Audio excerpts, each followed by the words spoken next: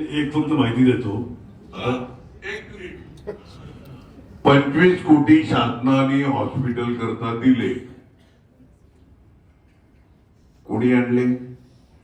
क्षितिज ठाकूर यांच्या वाढदिवसानिमित्त 24चा वाढदिवस. त्या 25 कोटीची फुशारकी मारतात ना,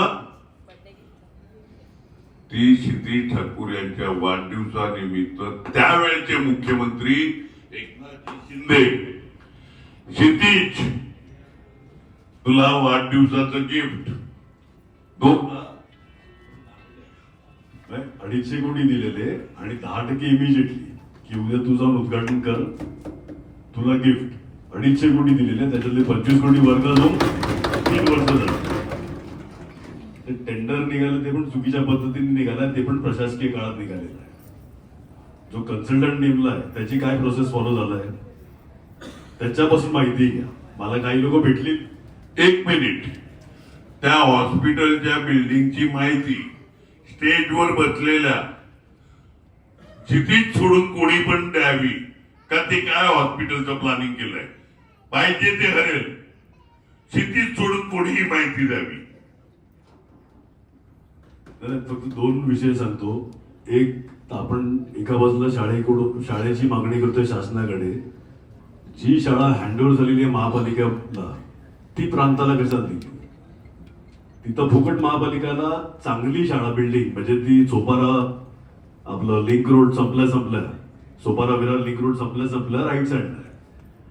आणि जे शासनाकडून आपल्याला येणार आहेत 100-150 काहीतरी शाळा तुम्ही जे उल्लेख करतात आहे ती as it is where is त्याच परिस्थितीमध्ये देणार आहेत का सुधारून देणार आहेत? कारण की जर as it is where is देणार असतील 2000 कोटी कमीत कमी हे सगळ्या शाळा अप टू द मार्क आणण्यासाठी कमीत कमी 2000 कोटी लागतील ते अप टू द मार्क काढायला. त्याचा पैसा आपण कुठून आणणार आहेत? म्हणजे जसं लोकनेते बोलले की लायबिलिटी आपण घ्यायची, की महापौर साहेब पण बोलले की लायबिलिटी घ्यायची, शासनाने ते सुधरवून द्यायचे. G+4 G+5 जी बिल्डिंग बांधायची शाळेची, जो FSI तिकडे बसत असेल ती बिल्डिंग बांधून द्या आणि 80% चालवायला खर्च द्या. आमचं स्वागतच आहे. आमदार साहेब तसं जर करून देत असतील ना, कारण की जी शाळेची परिस्थिती ती आपल्या सगळ्यांना माहिती आहे.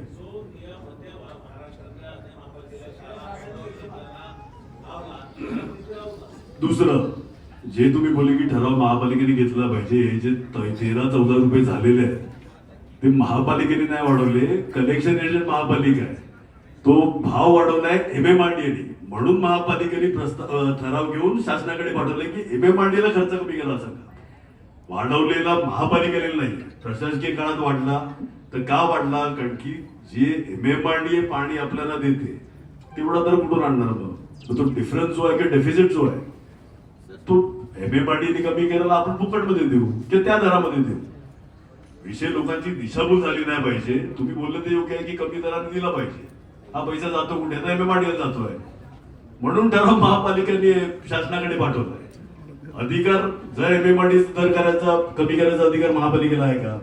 असेल आपण आज ठराव घेऊ की पुढची जी पण जीबी लागेल तुमची 7 रुपये 1000 लिटर बिस्लरी 1 लिटर 20 रुपये. 7 रुपये 1000 लिटर पाणी देत होतो आपण.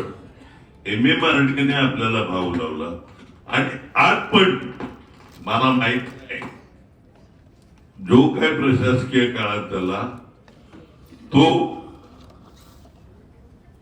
पाण्याचा खर्च काढण्याकरता, पॉप्युलर होण्याकरता भाषण करणं.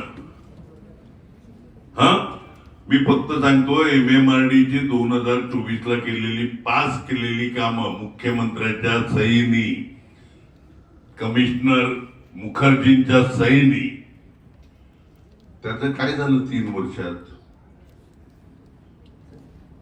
जे काही सबस्टेशन केलेली त्याचं काय झालं?